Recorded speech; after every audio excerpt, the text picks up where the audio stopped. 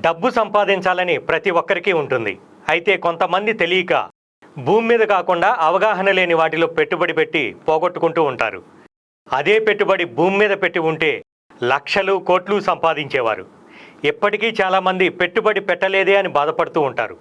హైదరాబాద్లో real estate develop కావడానికి సిద్ధంగా ఉన్న రోజుల్లో మాదాపూర్, హైటెక్ సిటీ వంటి ప్రాంతాల్లో పెట్టుబడి పెట్టడానికి నిరాకరించారు. కట్ చేస్తే ఇప్పుడు ఆ ఏరియాల్లో స్థలాలు కొనలేని పరిస్థితి.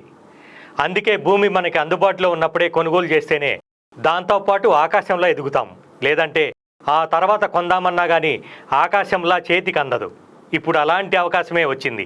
అదే బెంగళూరు హైవే. అవును, హైదరాబాద్లో ఉన్న ఈ బెంగళూరు హైవేలో ఇప్పుడు పెట్టుబడులు పెడితే ఫ్యూచర్లో లక్షల్లో లాభాలు పొందవచ్చని చెప్తున్నారు. కనెక్టివిటీ పరంగా ఇప్పుడిప్పుడే ఇన్ఫ్రాస్ట్రక్చర్ డెవలప్ అవుతున్న ఈ బెంగళూరు హైవే అనేది స్ట్రాటజిక్ లొకేషన్గా ఉంది. సరసమైన ధరలకు స్థలాలు దొరుకుతున్న కారణం వల్ల ఇన్వెస్టర్లు ఇక్కడ పెట్టుబడి పెట్టేందుకు ఆసక్తి కనపరుస్తున్నారు.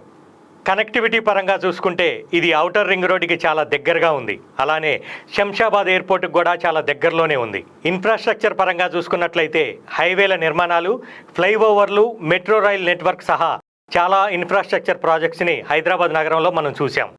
ఫ్యూచర్లో బెంగళూరు హైవే కూడా ఇదే విధంగా డెవలప్మెంట్ అవుతుందని నిపుణులు చెప్తున్నారు. పారిశ్రామిక అభివృద్ధి పరంగా చూసుకున్నట్లయితే Amazon, Johnson and Johnson, Asian paint సహా మరెన్నో కంపెనీలు ఈ బెంగళూరు హైవేకు ఆనుకొని ఉన్నాయి.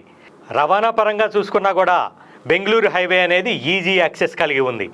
హైదరాబాద్ సిటీలోకి వెళ్ళటానికైనా అలానే మిగతా ప్రాంతాలకు వెళ్లేందుకైనా చాలా అనుకూలంగా ఉంది. ధరల పరంగా చూసుకున్నా కూడా ఇక్కడ ల్యాండ్ రేట్స్ చాలా చౌకగానే అందుబాటు ధరలో ఉన్నాయి.